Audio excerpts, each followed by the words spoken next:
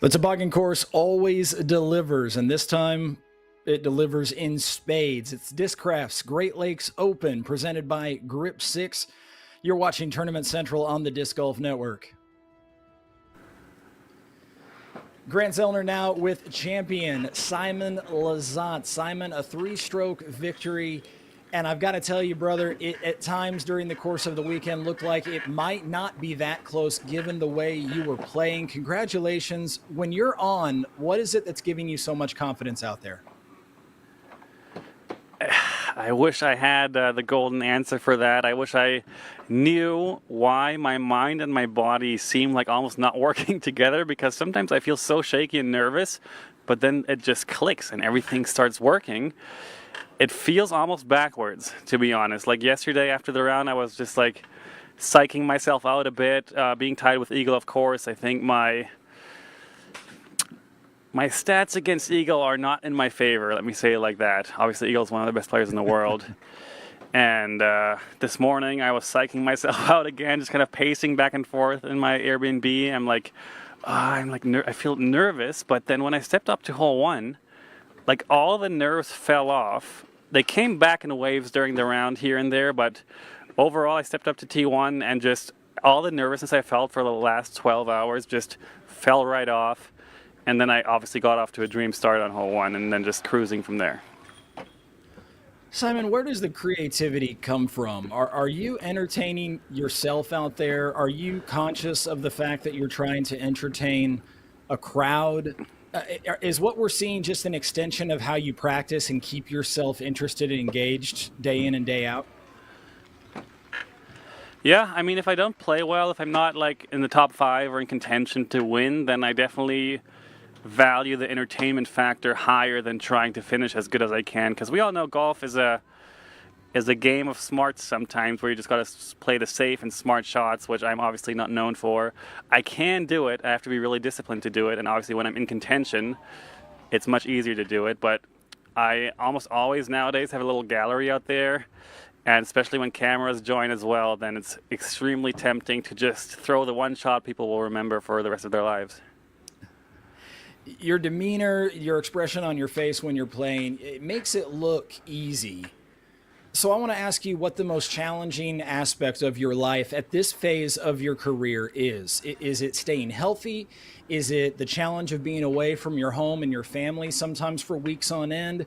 Is it the monotony of playing at courses that at this point you've played just about everywhere a number of times over the years? What is it that you feel like is the biggest challenge to overcome?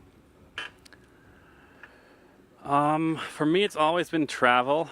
There is times where I do like travel and enjoy it, but I've been doing the airplane / rental car / hotel or Airbnb now for like a handful of years, and man, there's some days where seeing the inside of an airport just is so depressing, and going to a rental car place again it just gets so old so quick. But obviously I am very aware that I am living quite the dream life. But yeah, obviously I miss my family on tour a lot too, but can't wait to go home tomorrow. I'll be honest with you, Simon, seeing you standing there with those logos on your hat and on your shirt, it's August. We should be used to it by now, but it still feels fresh. It still feels new. And I'm wondering, and I'm sure a lot of viewers are wondering, are you still in a phase where you're still learning your discs, you're still tweaking your bag, you're still discovering things about the new resources available to you that you didn't know before? I feel like I have it locked down pretty well at this point. It's not been too long where I sometimes still feel weird putting on an MVP hat or an MVP shirt, or watching myself on my vlog when I'm editing, and I'm like, man, like I look so different. Everything is just a different feeling. Definitely have those conversations with some friends too, but I feel like I'm setting in now. This feels more normal, and obviously we're here in Michigan. MVP is a Michigan State company, so this place is more special to me now than ever before. So pulling off the win here in MVP's home state was the triple bonus. You mentioned that you're looking forward to going home. You've been on the road for one of the longer stints in a while that you've been on the road, 3 weeks or so. I think I heard you mention in another interview. You've got to prepare for Worlds. What is that preparation going to look like? Will you do a lot of that prep at home, just trusting in the topography around where you live in Michigan to mimic what you're going to see in Vermont? Or will you find yourself heading to Vermont a little bit early and getting in some practice there? Well, disc golf for me is really such a mental thing. I feel physically I'm doing as good as ever right now. I'm 30 years old, but I almost had no issues walking up and down these hills here. So overall, no, it's just about me making sure that I am interested in throwing the disc and that I'm having fun. So I'm definitely going to take a day or two off and then try to do like 20, 30 minutes of putting a day, maybe 2 sessions a day. We'll see how that goes because, man, those majors, Vermont, GMC, I've not played very well there too many times. I think I've won top 5 there in like 8 or 9 tries. So I definitely want my putt to keep feeling and looking like it did today. And I think with a nice week of putting practice and everything else kind of laying low, I'm throwing the disc, I feel like, better than ever. I don't know if it's the overmolds. I don't know if it's just me kind of maturing in my golf game. But somehow the throws are just going where I want them to. For me, it's all about just taking my chances, taking the advantage that I have on so many shots. Because I think Circle 2, Circle 1, and Reg, I'm like top 10 almost every week. Since you'll be so close to home for Worlds, will the family get to travel with you, and will you get to spend time with them during that long week, 5 grueling rounds at Worlds? Yeah, I don't think they're going to join the rounds because my son's like 19 months old, and he's a special one. We love him.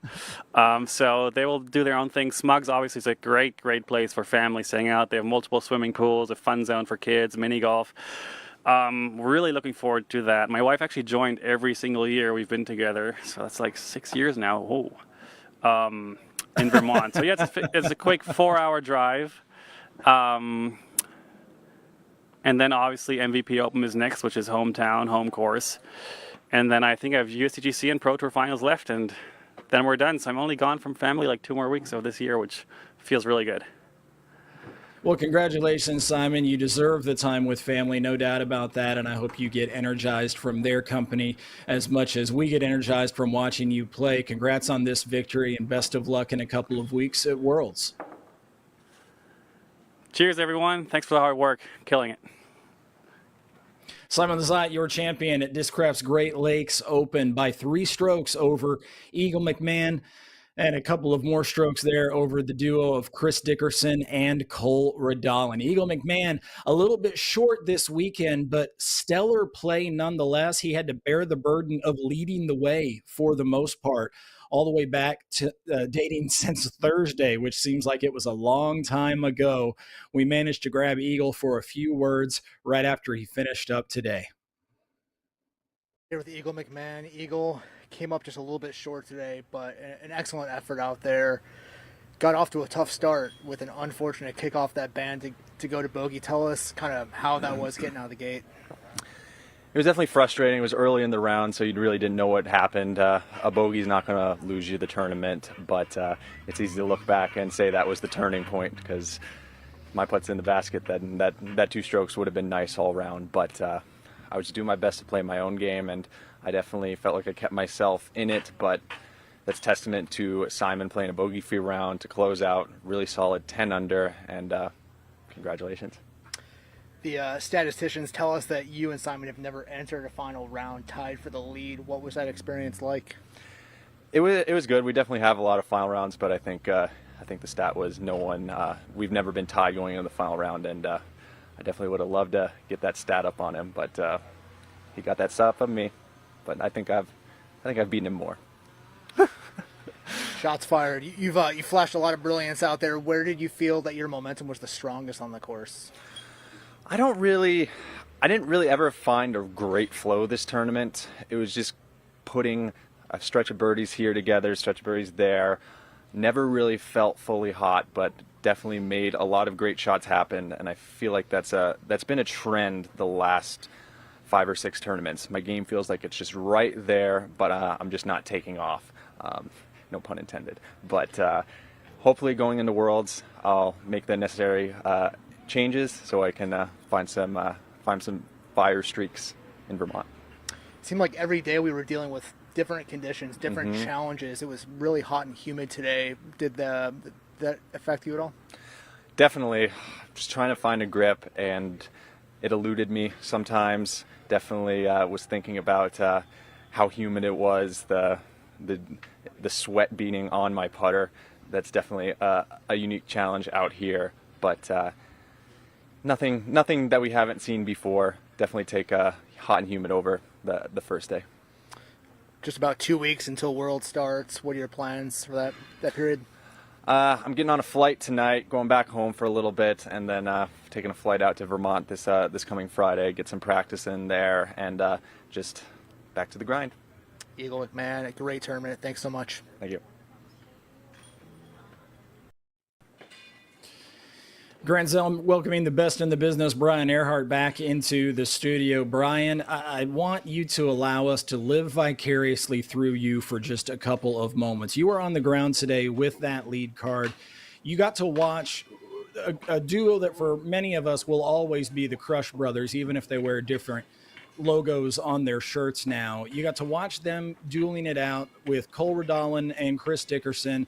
They're just nipping at their heels all day long. Plus, you're listening to the crowds roaring, echoing across the toboggan course with play from other players around the course. What was that like, brother? It's the same as it is every year, Grant, except for the fact that this year, for some reason, everybody showed up to play. And this course challenged everybody, and the players rose to the occasion. The lead card just put on a show. It was amazing. I think the gallery was fully engaged the entire time. And what I thought was interesting was when we were following this lead card, this huge gallery got the pleasure of hearing the other gallery on the chase card when Calvin Heimberg threw in twice. Everyone's pulling their phones out, trying to look up UDIS to see what happened, and then everybody's chattering about that. The players are coming up to me asking what happened. It was just a really cool environment. I mean, it was just fireworks all around. Everybody was hitting long putts. Simon was exactly right when he said he was throwing the disc phenomenally well. It just looked so competent coming out of his hand, just exactly the way he wants it to fly. I mean, he threw the disc so well today. It was just overall an incredible experience, and can't wait to come back. Brian, was there a turning point in the round, a place where you could palpably feel the momentum shift in Simon's favor? And if so, was it a shot? Was it a string of holes? What was it where you feel like things turned? It was weird. It felt like everybody else in the card was kind of up and down throughout the entire day. Simon, on the other hand, just felt like he was in his own little world, just kind of cruising along, taking his birdies when he can get them. And I don't know, it felt like he wasn't even playing with the card. I mean, hole one, he dropped an incredible putt just to start off the day. And like we said yesterday, he wasn't confident in his putting, and today it looked beautiful. Every single putt came out hearted, dead center, strong side, and then he's throwing the backhand touch shots well on four. I mean, it was just everything, Grant. It wasn't like a particular moment. Everyone kind of felt like Simon had control the entire day. There was maybe a moment getting up right close to that final stretch that maybe he had an opportunity to lose it, but never did. I'm curious, Brian, every time we've seen Simon win of late, as he drops in that final putt, the emotional release that you see from him, usually the hat comes off, the hands go up to the forehead, a couple of deep breaths. You can usually see him mouthing words like, wow, or I can't believe it. And then he often talks about the mental strain of winning a tournament on the Disc Golf Pro Tour. Do you ever see any signs of him dealing with that strain during the round, or is he just exceptional at putting that off until that final putt drops? He's gotten better, Grant. He's definitely gotten better at not letting the strain affect him and fighting through it and expecting it. And that's why he's been winning so much more on the tour. He has always had the physical ability, but now he's starting to really learn about the I guess, the skills it takes to win at golf, not necessarily disc golf. He's always been able to throw a flying disc, but now being able to be resilient when things are not going well is now why he's able to make these incredible finishes happen. Well, having a 19-month-old toddler will do that for just about anybody. And he mentioned in his talk with me just a few moments ago how excited he is to get home to his family after one of the longest stints away from home that he's had in a while. Chris Dickerson had what for him is one of his better showings of the 2023 season. And not only was it a good showing, it was a very consistent and solid looking several rounds of golf in a row from Chris Dickerson. We heard from Chris right after his final round in this third place effort, and we'll catch up with that on the other side on the Disc Golf Network.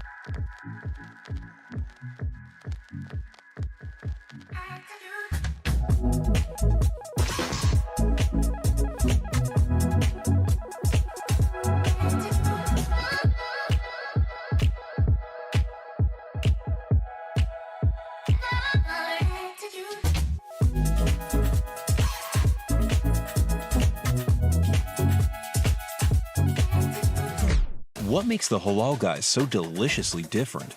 You might have heard of our famously long cart lines that NYC fans happily stand in. Today, with over 100 plus restaurants across the globe, we are your place to experience authentic American halal. Enjoy our delicious falafel, Euro sandwich, platters, and sides topped with our famously flavorful white and hot sauces. Order online today and taste how we make different so delicious. The Halal Guys, bringing something deliciously different to the table. Here with Chris Dickerson. Chris, off the course with a great 7 under, not quite enough to capture this one. You told us you were just going to play your game and whatever happens was fine. Or were you feeling that today, and is that how you're feeling stepping off the course? Yep. Not mad about it. I just want to play consistently good golf. And I feel like that's what I did this weekend. I didn't get really too high, really too low. So that's kind of where I want to go. Because, the average is average out. You'll have some high ones, you'll have some low ones. As long as you're playing like really good right in the middle, should be fine. We got a little taste of everything this week. A little wind, a little rain, a little heat, humidity. What were the conditions like for you today? Today, the hottest it's been. I think it was 90, maybe a little above. A little bit of wind, wasn't too bad. So it really played a toll on the endurance. Lots of up and down out here, as you know. So the 90 degrees doing that, it'll take a toll on some players. Evaluate your performance this week and overall, and tell us about your feeling about your game going into the Worlds in a couple weeks. Feeling good about it. I felt like I played pretty solid. I know I can do a little bit better, but the way I've been playing this season, it's glad to be on the upside again. Well, Chris Dickerson, a great effort this week. Thank you so much. Thank you. Brian, we all know Chris Dickerson as a tactician in the woods. This weekend, he has arguably one of his best showings in quite some time on a course that, while the OB made precision a key, it's got a lot of open airspace. And I'm just curious what you feel like has been lacking from his game that was so well on display this weekend. I've been watching Chris Dickerson ever since he started touring to play this game professionally. I just don't think he's lacking in anything. I know, we can say there's little bits and pieces we can pick apart to say, oh, well, his stats lacked in this category, his stats lacked in this category.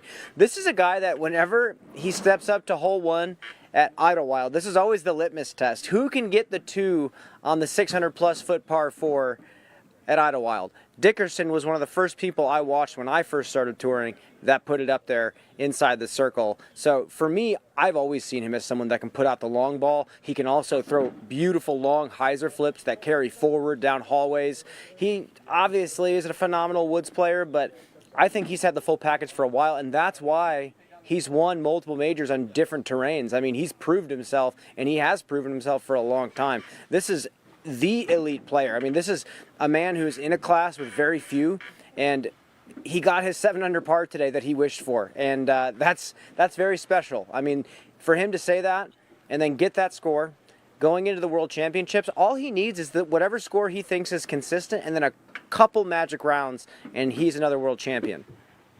I agree with you. Do you feel like this is a week where finally the results paid off the efforts and the skill in maybe a way they just haven't for a couple of months? Chris is kind of a second wind player. I mean, I feel like this stretch, it feels like a fork in the road. Some players really burn out. They feel like the season's just been dragging on. They've exhausted themselves, and they're trying to dig deep to find whatever energy they have left. Dickerson seems to start thriving at this point in the year, so this doesn't surprise me whatsoever. Calvin Heimberg, also a player known for consistency, a player who this year has been getting fantastic results week in and week out. Even when things seem to go sideways for Calvin Heimberg, they don't seem to stay there for long. Today, for example, his round didn't get off to the hottest of starts, and then all of a sudden, the highlight reel came to Calvin Heimberg, and it didn't leave for about a third of the round. You heard the shouts and screams in the gallery. You mentioned some people knew what was going on, others weren't quite sure. What was your initial reaction to hearing those roars? I was stoked. I pulled my phone out immediately, looked at UDisc, and saw the throw in, and the players were starting to kind of talk about it, but no one really said anything the first time around. They were like, oh yeah, cool, someone must have done something interesting. Because again, the spectators can't necessarily pack in so deep on hole number 6, so you don't get as big of a roar in this section of the course. When you jump up to hole number 10, when everything starts to open up, the spectators start to funnel into different pockets to watch the shots come in, that's when, after this shot went in, everybody's ears started perking up. Eagle McMahon came up to me, Cole came up to me, what happened, who did it? And then I told him Calvin did it twice, and both of their eyes kind of lit up, and Cole was just laughing. He thought it was hilarious. He thought it was so cool. I told him, you know, how awesome it was that Kevin Jones was jumping up and down and cheering for him, and it was just a great moment. You mentioned Cole Redolin just now. Cole Redolin was playing with a lot of confidence during the course of the weekend. I thought it was interesting that he seemed to get to a point late in the round where it almost looked, on camera at least, like he decided it's time to go for it. And so I'm going to do just that. I'm going to go for it. And I'm going to be taking risks at this point, but this is what you do to try to win.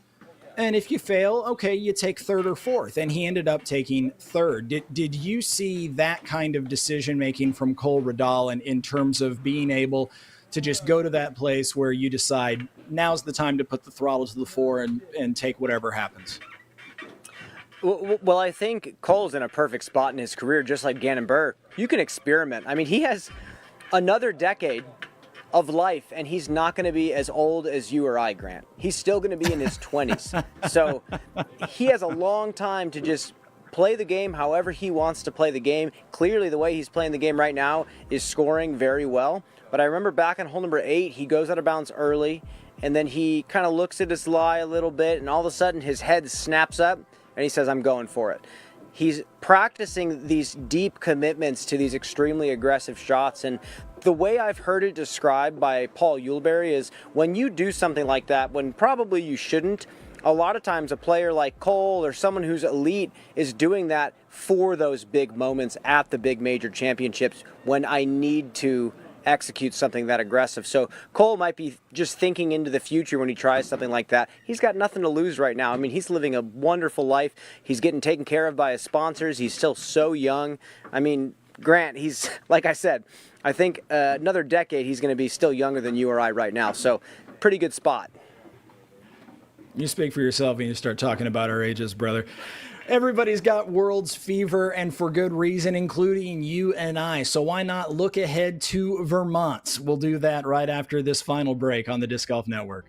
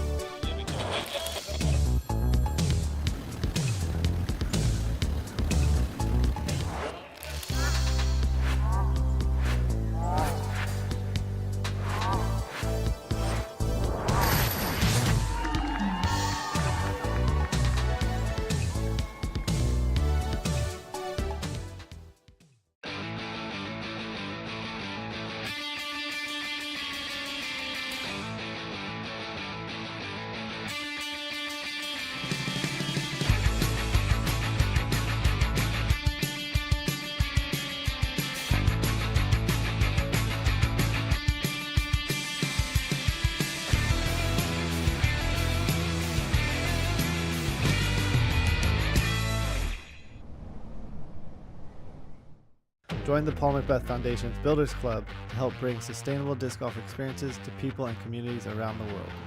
For a small monthly donation, you can help us make a real impact. Your donation will go directly to making a difference. By becoming a monthly subscriber, you'll also receive exclusive updates on our work, special offers, and discounts. So join us today and make a difference with the Paul Macbeth Foundation. Together we can make a big impact, one small donation at a time.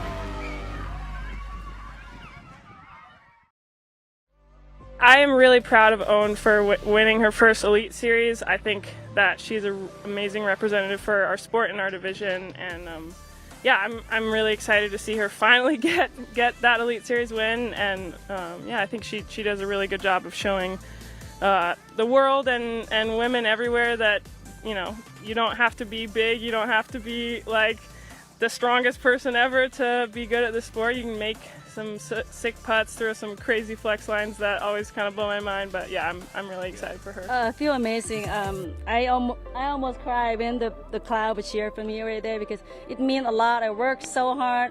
I never take a day off yet. I have been partying after the round. It just finally, you know, my game come together, and I was hoping my disc will be inbound and I have like 7 to go again, but it is what it is. I'll take the win, laying up, and I'm super happy. It's going to be a great time. Congratulations. Thank you so much. Let's go!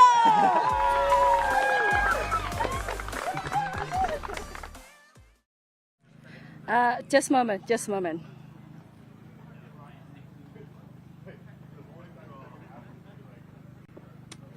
Oh yeah, feeling good.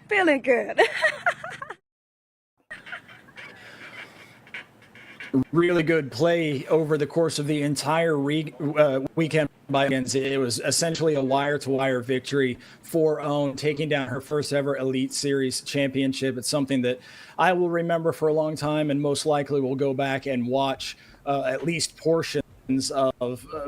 Brian, Owen's prospects heading into Worlds, could they be any higher? No. This was the best golf that I've ever seen her play overall. Answer is no.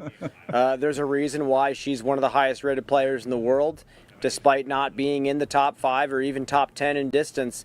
The thing is, when she picks apart these par 4s and scores so well on them, she's executing some really long second shots for her standards. So it's not that, you know, she's dwarfing these holes. She's pressing her distance on almost every shot. I mean, it's so impressive what she's able to do, you know, with the cards that she's dealt. And what I love is that, yeah, she picks apart the course. She doesn't go out of bounds that often, and she is the most deadly, aggressive putter. That's the only part of her game that's truly that aggressive. The rest is just trying to set her up to make a putt from 60, 70 feet. I mean, she's running the basket from all over the place. That putt on 15 up the hill, 55-footer, unbelievable drop on the weak side. The PDGA Professional Disc Golf World Championships begin on August 30th. It's a tournament that's been going on for more than 40 years and will be at Smuggler's Notch, at a beloved facility that often hosts a Disc Golf Pro Tour stop every year. This year, though, getting to host Worlds. Brian, when you think of what's to come here in now just 10 days, what are you thinking about? Are you thinking about certain holes and certain aspects of the course? Are you thinking in terms of certain players that you think have a real shot this year to either break through or to add to their legacy? What is it that excites you the most about the 2023 rendition of Pro Worlds? Grant, a victory in Vermont at Smuggler's Notch has to be earned no matter what. You cannot outclass anybody here. You have 36 unique holes with different challenges for every single one of them. And that's why it's one of the favorite spots for a lot of these tour players to go play, because everything gets challenged. There's no bias towards one play style or another. Brewster is super wooded and technical with a great mix of sidearm backhand tee shots. And then Fox Run is this beautiful long distance course with the white staked OB, different curves and elevation changes. I really don't think I know of a better venue to host a world championship. I cannot wait. And no, I don't have any predictions. Everyone is going to have to show up and earn that victory that week. And both of us will be on the ground to watch things unfold. Speaking of somebody on the ground, we've had a Paul McBeth sighting in Michigan. Paul McBeth, a 6-time world champion, and a lot of question marks lately about whether or not he would be ready to come back from an injury, which he described as relatively minor. Would he be back in time for Worlds? Well, this video was taken today, right here in Michigan. Paul working with Seth Muncie on his rehab, and Seth says that Paul will be back for Worlds. He's been progressing well, and he will be ready to go. And that video clip of him throwing what looked to be a fairly solid backhand with a pretty good amount of form and pretty good amount of power into it suggests that Paul is coming along well and will be ready to defend his what was his sixth world title and pursue a 7th. Have you heard anything else there on the ground, either from Paul directly or about him and getting ready for Worlds? I haven't heard anything directly, but I will say UDisc gave him, I believe at this point, like a 1% chance of winning because of the injury. There was some statistic there. I think it's right where Paul McBeth wants to be. He's kind of creeping into that underdog territory, and we're going to see fireworks this week. I think Paul's going to put up some heaters, and again, he's going to have to earn the victory too. It's been kind of an up and down year for him, and he's got harder competition than ever. We saw it this week here at the Toboggan, but everybody's just waiting for Paul to get back out here. I know that what he's doing is intentional, and I know that his eyes are completely set on his 7th world title.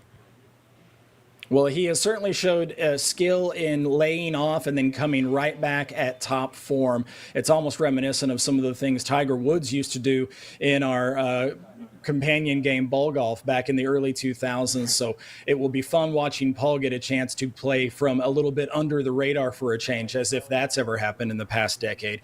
Before we get to watch all of that unfold in Vermont, we will have Jim Palmieri's 50th American Flying Disc Open in Rochester, New York. It'll be the appetizer, if you will, between this event and Pro Worlds. Coverage of that event will be on the Disc Golf Network starting this coming Friday.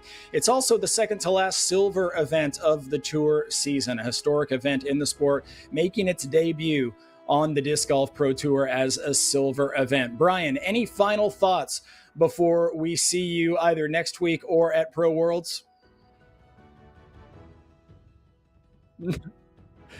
No final thoughts from Brian. He's already en route to Vermont, and so I'll join him. Thanks for watching Tournament Central from the Great Lakes Open, presented by Discraft and GRIP6. Join us again next week for more coverage of disc golf on the world's only disc golf network. Grant Zellner for Brian Earhart. Take care.